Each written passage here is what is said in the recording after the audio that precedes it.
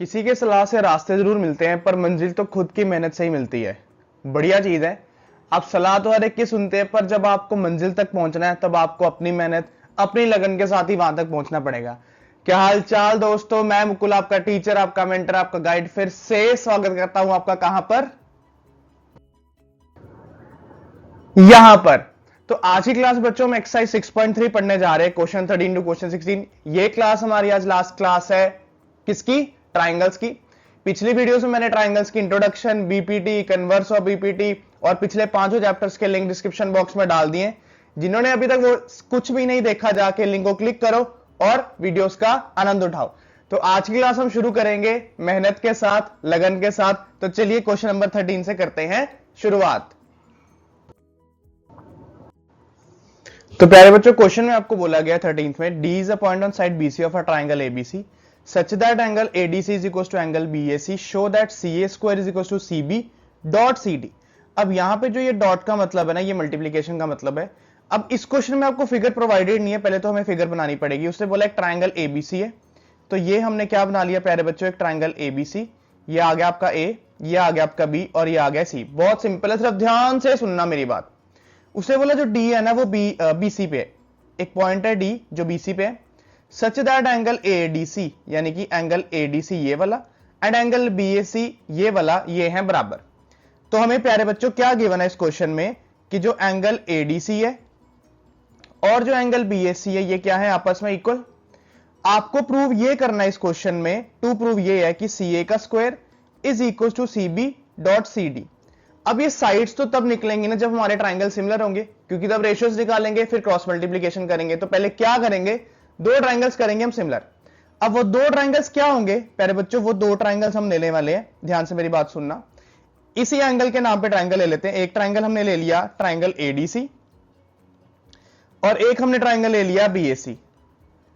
प्यारे बच्चों, ये चैप्टर समझने के लिए आपको चैप्टर की इंट्रोडक्शन, थ्योरम्स, ये सब अच्छे से समझनी पड़ेगी। उनके लिंक मैं फिर से बताता हूं डिस्क्रिप्शन बॉक्स में, जाइए देखिए। आज की क्लास ये लास्ट क्लास है चैप्टर ट्राइंगल्स की 6 की। उसके बाद हम कोऑर्डिनेट ज्योमेट्री करेंगे स्टार्ट। तो अगर आपको कोई भी डाउट लगे प्लीज कमेंट बॉक्स में जरूर बताइएगा। चैनल पर नए हैं तो अपने फ्रेंड्स के साथ जरूर शेयर करिएगा। अब ट्राइंगल एडीसी और बीएसी में सबसे पहले तो हमें यह गिवन है कि angle ADC is equal to angle BAC, ये हमें गिवन है, तो ये हमने एज इट इज ले लिया। उसके बाद उसने बोला अब एक चीज तो हमें मिल गई, यहां पे हमें साइड्स की रेशियो नहीं दी तो वो हम ले नहीं सकते, हम एंगल कोई कॉमन ढूंढते हैं। एडीसी और बीएसी इक्वल थे, यानी ये एंगल और ये एंगल इक्वल थे, एक चीज होगी। अगर आप ध्यान से देखोगे तो ट्राइंगल एडीसी में एंगल सी और दोबारा से ट्राइंगल एबीसी में या बीएसी में एंगल सी, दोनों में एंगल सी कॉमन आ रहा है। तो दूसरी चीज हमने ले ली कि angle C is equal to angle C common. अब ये कॉमन हो गया। अब आपको पता है by angle angle triangle ADC is similar to triangle BAC, और अगर ये सिमिलर है तो क्या होगा, बाय सीपीएसटी हम रेशियोज निकाल लेंगे। तो सीपीएसटी से रेशियो आई AD upon BA, AD upon BA is equal to DC upon AC, is equal to DC upon AC and AC upon BC and AC upon BC. Ratios निकाल ली। अब आपको क्या करना है, सीए का स्क्वायर बनाना है। सीए का स्क्वायर देखोगे यहां पे भी एसी है, यहां पे भी एसी है। अल्फाबेट आगे पीछे कर लेंगे, कोई दिक्कत नहीं है। यहां पे क्रॉस मल्टीप्लीकेशन करेंगे। अब आप यहां पे पूछोगे जी आपको कैसे पता चला कि सेकंड और थर्ड रेशियो को ही क्रॉस मल्टीप्लाई करना है। अगर तुम ध्यान से देखोगे तो यहां पे भी एसी है, यहां पे भी एसी है, यानी सीए सीए। अगर आप इनको क्रॉस मल्टीप्लाई करोगे तभी सीए का स्क्वायर बनेगा। इसलिए मुझे पता चला कि सेकेंड रेशियो और थर्ड रेशियो को क्या करेंगे, क्रॉस मल्टीप्लाई। तो क्या किया, AC को AC से मल्टीप्लाई कर दिया, DC को BC से। हम इसको अब रिप्लेस कर देते हैं, यानी अल्फाबेट आगे लिख लेते हैं। CA into CA is equal to CD into CB। मैंने CE वाली टर्म्स आगे लिख ली और बाकी दूसरे अल्फाबेट पीछे लिख लिए। अब CA इंटू CA आपका CA का square, as it is right side पे CD मल्टीप्लाई बाय CB। तो ये था आपके क्वेश्चन नंबर 13 का सोल्यूशन, जिसमें आपने ट्राइंगल ABC और ADC कंस्ट्रक्ट करा पहले तो। फिर आपको गिवन था कि एंगल बीएसी और एंगल एडीसी इक्वल है, सिमिलैरिटी में एक चीज वो ली, और दोनों ट्राइंगल में एंगल सी कॉमन आ रहा था तो दूसरी चीज वो ली। By angle angle triangle similar, फिर रेशियोज निकाली सीपीएसटी से।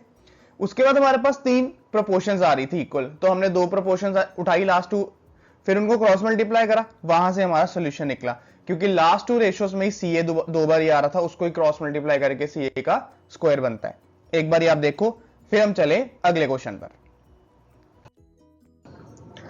अब प्यारे बच्चों, ये जो क्वेश्चन नंबर 14 है ना, ये बहुत ज्यादा इंपॉर्टेंट है, बहुत ज्यादा इंपॉर्टेंट है, बहुत ज्यादा कंफ्यूजिंग है, थोड़ा लेंथी है। अब मेरी बात ध्यान सुनना, जो एक्सरसाइज 6.3 का 12th 14th और 16 है ना, ये देखने में एक तरह के लगते हैं। तुम पिछली वीडियो उठा लोगे और ये वीडियो जब देखोगे ना, देखना कि क्या क्या बेसिक डिफरेंसेस है, तुम्हें समझ आनी चाहिए कि डिफरेंस क्या है। क्वेश्चन की स्टेटमेंट पढ़ के पता चलना चाहिए, क्योंकि पेपर में आप कंफ्यूज हो जाओगे। पूछा क्वेश्चन 14 होगा, तुम 12 का सोल्यूशन लिखा होगे, 12 का पूछा होगा 16 का सोल्यूशन लिखा होगे, तो ये हेरा फेरी नहीं करनी है, ध्यान से सुनना है।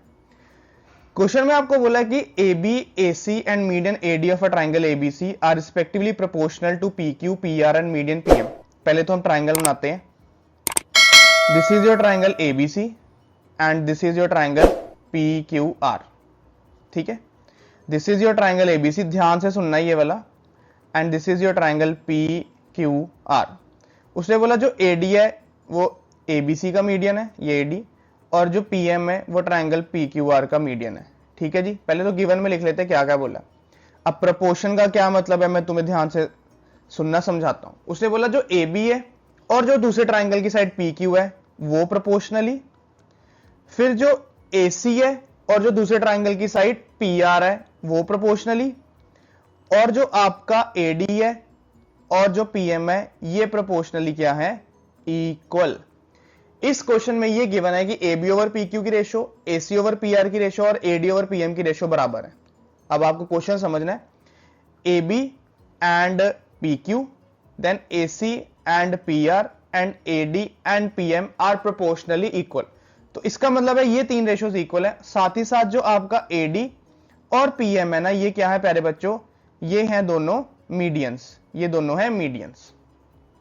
अब आपको प्रूव ये करना है, आपको प्रूव ये करना है कि ट्राइंगल ABC को सिमिलर करना है किसके, ट्राइंगल PQR के। ट्राइंगल ABC को PQR के करना है सिमिलर। अब सिमिलैरिटी के लिए या तो एंगल एंगल लगा लो, या साइड एंगल साइड, या साइड साइड साइड। अगर आप यहां पे देखोगे ना, AB ओवर ट्राइंगल ABC और PQR में AB ओवर PQ और AC ओवर PR आ रहा है, यानी दो साइड्स की रेशो बराबर आ रही है, पर AD ओवर PM नहीं आ रहा, तो SSS तो नहीं लगने वाला। मे भी एंगल ढूंढ लेते हैं। अगर हमारे पास एंगल B और एंगल Q इक्वल होता तो हमारा साइड एंगल साइड से सिमिलर हो जाता। दोबारा सुनना मेरी बात, ट्राइंगल ABC और PQR सिमिलर करने के लिए AB ओवर PQ की रेशो और AC ओवर PR की रेशो हमें इक्वल दी है। अभी तो वो दो साइड्स की रेशोज बन गई। अगर एक एंगल होता तो हम क्राइटेरिया लगा लेते, या एक और साइड की रेशो होती तो हम क्राइटेरिया लगा लेते, पर दोनों में से कुछ नहीं बन रहा। जो AD ओवर PM है वो ट्राइंगल के नाम में ही नहीं आ रहा, इसका मतलब ये तो नहीं ले सकते। अब दिक्कत ये आई कि अगर ये नहीं ले सकते ना, हमारे पास एंगल इक्वल है, तो अब सिमिलर करेंगे कैसे। अब यहां से शुरू होती है स्टोरी आगे की। अब वो कैसे, आपको यहां पे कंस्ट्रक्शन लेनी है कि जो D है ना, जो D है that is the mid point of किसका, इसको नाम कर लेते हैं Z। D is the mid point of AZ, यानी कि एक तो हमें गिवन था कि D मीडियन है BC का, तो यानी कि BD और DC बराबर है। और एक कंस्ट्रक्शन हमने ले ली कि जो D है वो मिड पॉइंट है AZ का, मैंने AD को प्रोड्यूस कर लिया Z तक, ताकि AD और DZ बराबर आ जाए। एक चीज हमें गिवन थी कि जो D है ना वो BC का मिड पॉइंट है, मीडियन है, तो BD और DC बराबर थे। उसी तरह से अगर जब मैंने AD को प्रोड्यूस किया Z तक, तो मैंने कंसीडर कर लिया कि D मिड पॉइंट है AZ का भी, यानी AD और DZ भी बराबर है। अब आपको पता है किसी भी क्वाड्रिलेटरल के डायगोनल्स अगर बाइसेक्ट करते हैं तो वो क्वाड्रिलेटरल क्या बन जाता है, एक पैरेललोग्राम। ध्यान से मेरी बात सुनना, जब किसी क्वाड्रिलेटरल के डायगोनल्स क्या करते हैं आपस में बाइसेक्ट, तो वो क्वाड्रिलेटरल क्या बन जाता है, पैरेललोग्राम। तो देयरफॉर यहां से क्या बन गया, हमारा जो ABZC है वो बन गया हमारा एक पैरेललोग्राम। मैं तुम्हें दोबारा समझाता हूं, इस वाले पार्ट पे आते हैं। हमें यहां पे पता है कि जो M है वो QR का मिड पॉइंट है, यानी कि QM is equal to MR। अब यहां पे कंस्ट्रक्शन क्या करनी है प्यारे बच्चों, अभी ये सोल्यूशन शुरू नहीं हुआ, सिर्फ हम इसका बेसिक पढ़ रहे हैं, तुम्हें याद रखना है, फिर मैं रब करके आगे कंटिन्यू करूंगा। क्या करना है आपको, कंस्ट्रक्शन में P को प्रोड्यूस करना, आगे ऐसे P को प्रोड्यूस कर लिया, इसको नाम कर लेते हैं S, फिर Q और S को ज्वाइन कर देना, और S और R को ज्वाइन कर देना। अब यहां पे हमें पता है कि QM और MR इक्वल है। कंस्ट्रक्शन में मैंने PM को S तक प्रोड्यूस किया, such that PM is equal to MS। Because मैंने एम को मिड पॉइंट लिया एस का। अब आपको पता है कि ये अगर इसके बराबर है और ये अगर इसके बराबर है, तो अगर डायगोनल्स क्वाड्रिलेटरल के इक्वल होते हैं तो वो क्वाड्रिलेटरल बन जाता है पैरेललोग्राम। तो यहां से हमें पता चला कि जो पी क्यू एस आर है वो भी क्या बन गया प्यारे बच्चों, एक पैरेललोग्राम। ये क्वेश्चन लेंथी है, अंडरस्टैंडिंग ज्यादा चाहिए, ध्यान से सुनना। अभी सॉल्यूशन स्टार्ट नहीं करा, सिर्फ हम मेन चीजें पढ़ रहे हैं। आपको फिगर दी हुई थी एबीसी और पी क्यू आर, जिसमें A B upon P Q, AC और पी आर और AD over P M equal दिया था, ठीक है। क्योंकि कोई क्राइटेरिया नहीं सेटिस्फाई हुआ तो हमने क्या करा, कंस्ट्रक्शन करी, एडी को प्रोड्यूस किया जेड तक सच दैट एडी और डीजेड बराबर हो गए और बीडी और डीसी ऑलरेडी इक्वल थे, जिसके कारण ये जो फिगर थी एबीजेडसी एक पैरेललोग्राम बन गया। सिमिलरली ट्राइंगल पीक्यूएम को प्रोड्यूस किया एस तक सच दैट पीएम और एमएस इक्वल हो गए और क्यूएम और एमआर ऑलरेडी इक्वल थे, जिसके कारण पीक्यूएसआर क्या बन गया, एक पैरेललोग्राम। अभी तक यहां तक क्लियर है, तो फिर चलते हैं आगे। अभी आपकी जो दोनों फिगर है एबीजेडसी और पीक्यूएसआर, ये दोनों बन गए एक पैरेललोग्राम। अब पैरेललोग्राम से हम इनका क्या निकालेंगे, आगे का सॉल्यूशन। चलो शुरू करते हैं आगे, पहले इसको रब करें फिर हम चलते हैं आगे। ध्यान से मेरी बात सुनना, अभी तक हमने सिर्फ दोनों फिगर्स को पैरेललोग्राम प्रूव किया है, इसके बाद अब सॉल्यूशन स्टार्ट होने जा रहा है, क्योंकि इसी के बाद आपका नेक्स्ट मेन काम है ट्राइंगल्स को सिमिलर करना और फिर एंड में इसको प्रूव करना। एक बार ही तुम्हारे को समझ आ गया ना, तुम्हारे लिए बहुत ईजी हो जाना है इसको करना। चलो जी सुनिए मेरी बात अगली। अब आपने ट्राइंगल क्वाड्रिलेटरल एबीजेडसी और पीक्यूएसआर को पैरेललोग्राम बना लिया। ये रेशियोज लिखते हैं नीचे, AB upon PQ is equal to AC upon PR is equal to AD upon PM। अब ध्यान से मेरी बात सुनना, AB अपॉन PQ का एज इट इज रहने दो, AC की जगह ना मैं BZ लिख रहा हूं, सिर्फ सुनना पहले फिर मैं तुम्हें बताता हूं क्यों करा है, और PR की जगह मैंने QS लिखा। सिमिलरली जो AD और PM है ना, इसको मैंने 2 से मल्टीप्लाई कर लिया, AD का डबल यानी कि पूरा क्या बन गया AZ, और PM का डबल यानी कि पूरा क्या बन गया आपका PS। अब कैसे कैसे हुआ, जो फर्स्ट रेशियो थी वो मैंने एज इट इज रहने दी AB ओवर PQ, AC की जगह BZ लिख दिया, क्योंकि आपको पता है पैरेललोग्राम तो है, पैरेललोग्राम की ऑपोजिट साइड इक्वल होती है, तो AC की ऑपोजिट थी BZ, AC की जगह BZ, नो प्रॉब्लम। उसी तरह PR और QS इक्वल है, क्योंकि पैरेललोग्राम है तो PR की जगह मैंने डाल दिया QS, नो प्रॉब्लम। फिर मैंने AD का डबल करा, क्योंकि AD और DZ बराबर है, दोनों क्या डी मिड पॉइंट है, तो AD का डबल हमें पूरा मिल गया AZ, और उसी तरह मैंने PM का डबल करा तो PM का डबल हमें पूरा मिल गया PS।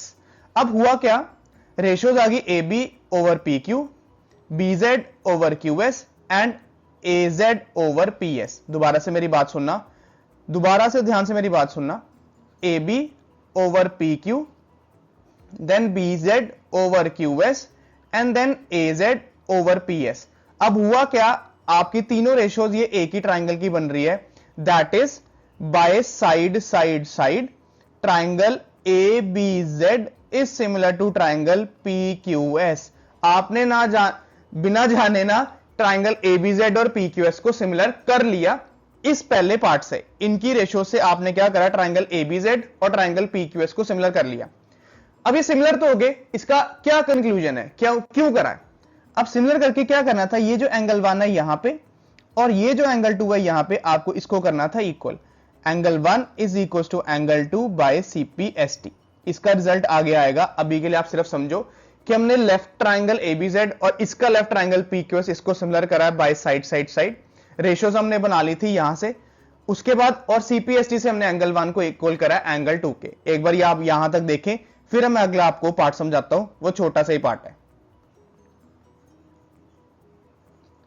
ध्यान से मेरी बात सुनना, अब आगे का पार्ट क्या है। आपने दोनों लेफ्ट ट्राइंगल क्या कर लिए सिमिलर, ट्राइंगल ABZ और ट्राइंगल PQS को क्या कर लिया सिमिलर। अगर आपने लेफ्ट सिमिलर कर लिए तो हम क्या करेंगे, सिमिलरली हम क्या करेंगे प्यारे बच्चों, सिमिलरली ध्यान से मेरी बात सुनना, इधर फिगर मैं फिर कंप्लीट कर देता हूं। ये B पॉइंट था, ओहो कहां जा रही है लाइन, ये लो, ये B था, ये से C जॉइंट था और ये से Z जॉइंट था, ठीक है। उसी तरह से SR जॉइंट था और ये QS जॉइंट था। एंगल 1 एंगल 2 के इक्वल कर लिया। अभी आपने एंगल 1 और एंगल 2 के इक्वल कर लिया, अब आपको राइट दो ट्राइंगल ACZ और PRS सिमिलर करने। तो आपको ये सिमिलर नहीं करना, यहाँ पे आप क्योंकि आपने लेफ्ट हाफ सिमिलर कर लिए। Similarly triangle ACZ is similar to triangle PRS। जो लेफ्ट ट्राइंगल ACZ है और जो उस सेकंड ट्राइंगल का लेफ्ट पार्ट है ये ACZ और ये PRS सिमिलर हो गए, क्योंकि हमने अभी पहले दोनों लेफ्ट सिमिलर कर लिए। अगर ये सिमिलर कर लिया तो यहां पे एंगल 3 और यहां पे angle 4 are equal. By CPST angle 3 is equal to angle 4। अब आपने पहले केस में एंगल 1 को 2 के इक्वल किया था, इसको इक्वेशन A ले लो, और दूसरे केस में एंगल 3 को एंगल 4 के इक्वल किया था, इसको इक्वेशन B ले लो। लास्ट पार्ट क्या करना है, आपने दोनों इक्वेशंस को ऐड करना है, equation A plus equation B। Equation A के लेफ्ट ऐड करने यानी angle 1 plus angle 3, equation B के लेफ्ट ऐड करने यानी एंगल 2 प्लस एंगल 4। अब 1 प्लस 3 प्यारे बच्चों क्या बन गया आपका एंगल A पूरा, और 2 प्लस 4 आपका पूरा एंगल क्या बन गया, एंगल P पूरा। प्यारे बच्चों जो भी हमने ये स्टोरी अभी तक करी है सिर्फ और सिर्फ क्या करने के लिए करी है, एंगल A को P के इक्वल। अभी तक हमने जो भी चीजें करी हैं सिर्फ और सिर्फ हमारा मोटिव था कि एंगल A और जो एंगल P है ये दोनों बराबर हो जाए, और वो हमने कर लिए। अगर अब हमने ये दोनों एंगल बराबर कर लिए तो लास्ट में क्या आएगा, अब लास्ट पार्ट में क्या आता है, ध्यान से मेरी बात सुनना। लास्ट में जैसे ये ट्राइंगल ABC था और ये ट्राइंगल आपका क्या था, PQR, ठीक है। ये आपका मीडियन था AD और ये था आपका PM। अभी हमने क्या करा है, एंगल A को P के इक्वल कर लिया। तो अब क्या करेंगे, in triangle ABC and triangle PQR, आपको पता है AB ओवर PQ की ratio is equal to BC over QR की रेशो क्या थी हमें गिवन, ये हमें रेशो गिवन थी। प्लस अभी हमने क्या करा है, angle A is equal to angle P proved above, ये अभी हमने क्या करा है इक्वल। अब आपको पता है AB ओवर PQ, उसके बीच का एंगल A और P, और third side AC over PR क्या है बराबर। तो प्यारे बच्चों by side angle side triangle ABC is similar to triangle PQR। ये था आपका क्वेश्चन नंबर 14 का सॉल्यूशन, लेंथी बट आपको मैंने ट्राई करा इजीली समझाने का। अब आप इसको एक बार अच्छे से देखना, इस वीडियो और लास्ट वीडियो में कंपैरिजन देखना कि 12, 14 सीक्वेंसेस है। नेक्स्ट क्वेश्चन पे आगे। अब क्वेश्चन नंबर 15 में आपको बोला एक वर्टिकल पोल है जिसकी लेंथ 6 मीटर है और वो शेडो कास्ट कर रहा है 4 मीटर की।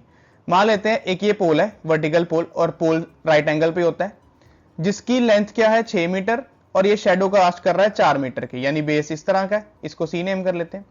देन वो कहता है सेम टाइम पे एक टावर है जो शेडो कास्ट कर रहा है 28 मीटर की, उसकी आपको लेंथ फाइंड आउट करनी है, यानी कि उसका आपको परपेंडिकुलर फाइंड करना है, जिसको हम ले लेते हैं H। अब बहुत सिंपल है, ध्यान से क्वेश्चन सुनना। एक पोल है AB जिसकी शेडो है BC, उसको मैंने राइट ट्रायंगल में बना लिया। उसी तरह से एक टावर है PQ जिसकी शेडो है QR और उसका भी एक राइट ट्रायंगल बना लिया। इन सबकी वैल्यूज गिवन है, सिर्फ और सिर्फ आपको क्या फाइंड आउट करना है, PQ यानी परपेंडिकुलर फाइंड करना है, यानी टावर की हाइट फाइंड करनी है।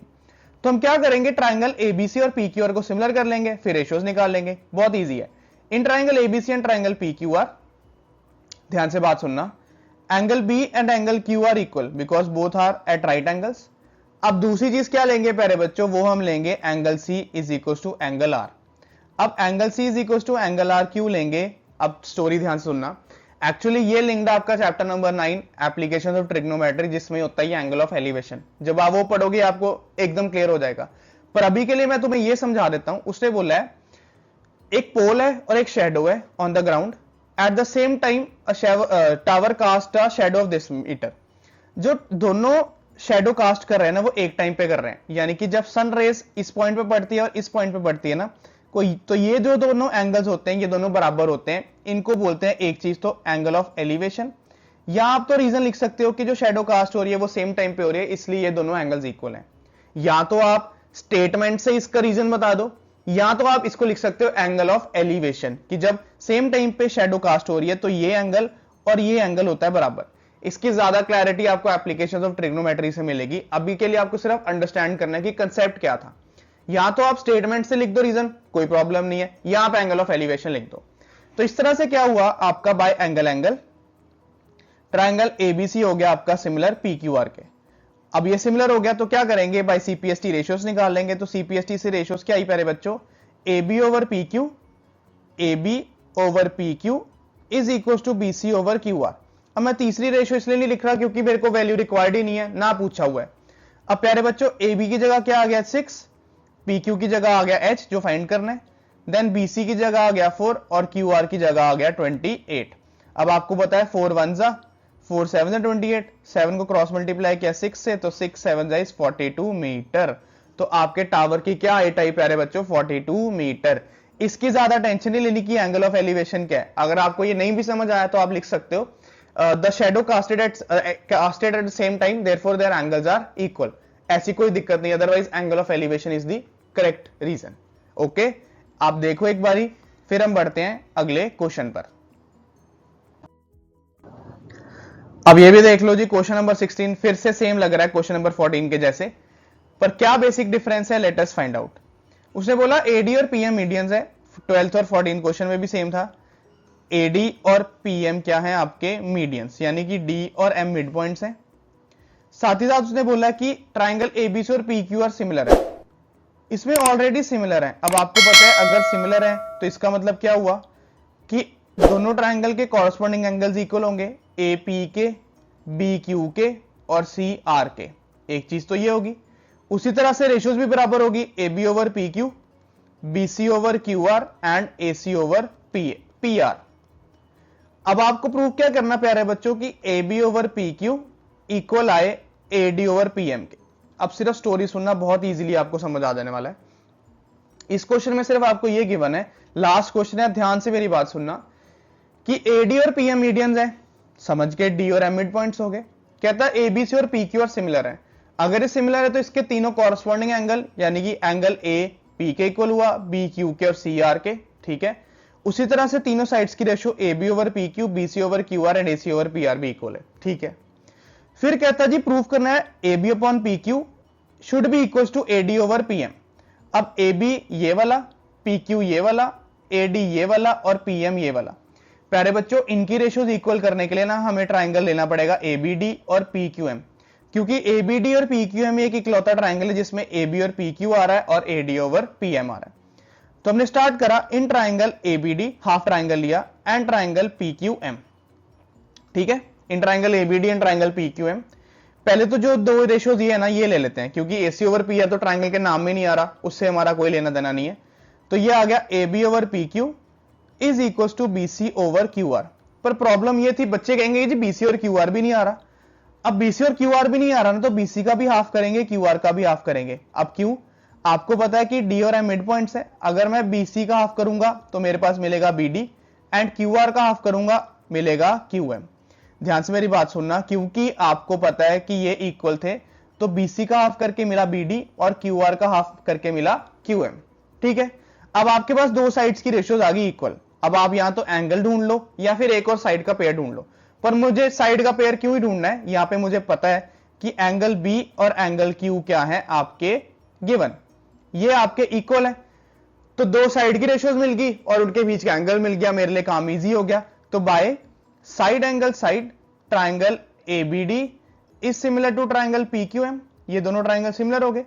अगर सिमिलर है तो सीपीएसटी से हम क्या करेंगे, रेशियोज निकाल लेंगे। तो ratios I A B over P Q and is equal to B D over Q M, and third ratio I आपकी A D over P M. अब आपको जो रेशियो नहीं चाहिए वो आप नेक्स्ट स्टेप में एलिमिनेट कर देना, अदरवाइज दिस इज योर क्या आंसर। ये क्वेश्चन ज्यादा इजी था एज कंपैरिजन टू 14। इसमें आपको गिवन था कि एबीसी और पीक्यू आर सिमिलर है, हमने अगर सिमिलर थे तो सारी चीजें ढूंढ ली। उसके बाद हमने क्या किया, दो हाफ ट्राइंगल लिए क्योंकि बीडी और क्यूएम दोनों हाफ ट्राइंगल्स में आ रही थी, उनको सिमिलर किया, फिर सीपीएसटी से रेशियोज निकाली। तो ये थी आपकी आज की लास्ट क्लास ट्राइंगल्स की। आई होप आपको समझ आई होगी। कहीं पे कुछ भी डाउट लगे तो प्लीज कमेंट बॉक्स में जरूर बताइएगा।